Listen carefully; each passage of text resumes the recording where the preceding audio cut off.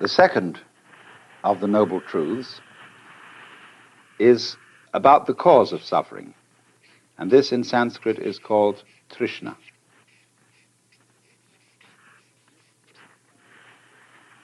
Krishna is related to our word thirst. It's very often translated desire. That will do.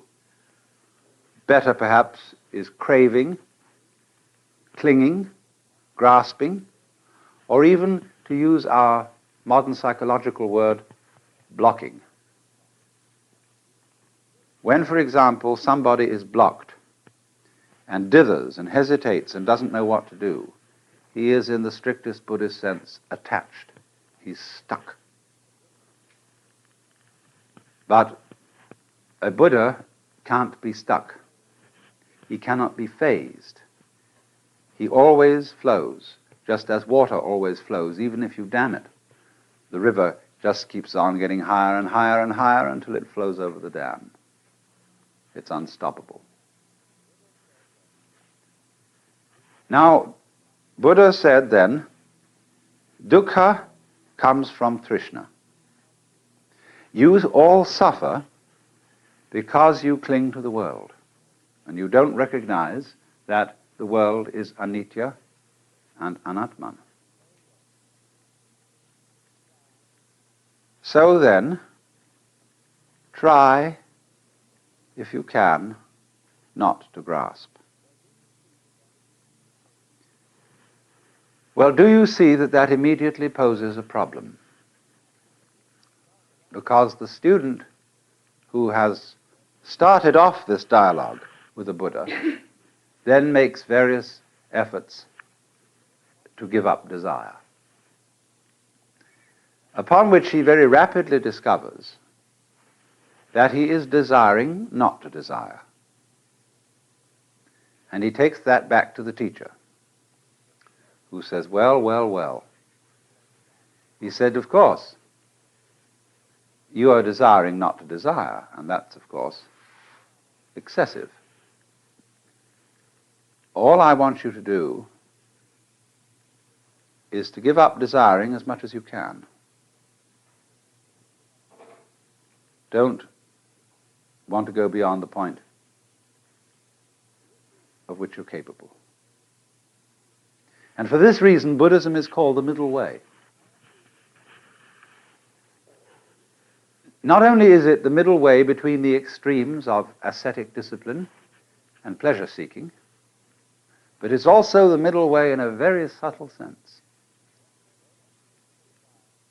Yes, don't desire to give up more desire than you can. And if you find that a problem, don't desire to be successful in giving up more desire than you can. You see what's happening? At every time he's returned to the middle way, he is moved out of an extreme situation. Now then, we'll go on. We'll cut out what happens in the pursuit of that method until a little later. The next truth in the list is concerned with the nature of release from dukkha. And so number 3 is nirvana. Nirvana is the goal of Buddhism. It's the state of liberation corresponding to what the Hindus call moksha. The word means blow out. And it comes from the root nivritti. Now, some people think that what it means is blowing out the flame of desire. I don't believe this. I believe that it means breathe out rather than blow out.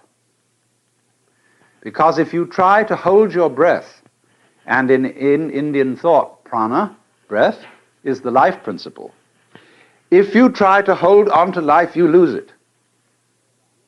You can't hold your breath and stay alive. It becomes extremely uncomfortable to hold on to your breath. And so in exactly the same way, it becomes extremely uncomfortable to spend all your time holding on to life. What the devil is the point of surviving, going on living, when it's a drag?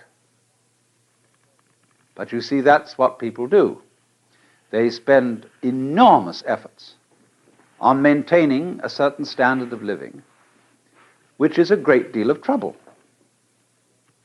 You know, you get a nice house in the suburbs, and the first thing you do is you plant a lawn. You've got to get out and mow the damn thing all the time. And you buy expensive this, that, and soon you're all involved in mortgages, and instead of being able to walk out in the garden and enjoy it, you sit at your desk looking at all the books and filling out this, that, and the other, and paying bills and answering letters. What a lot of rot. But you see, that is holding on to life. So, translated into colloquial American, nirvana is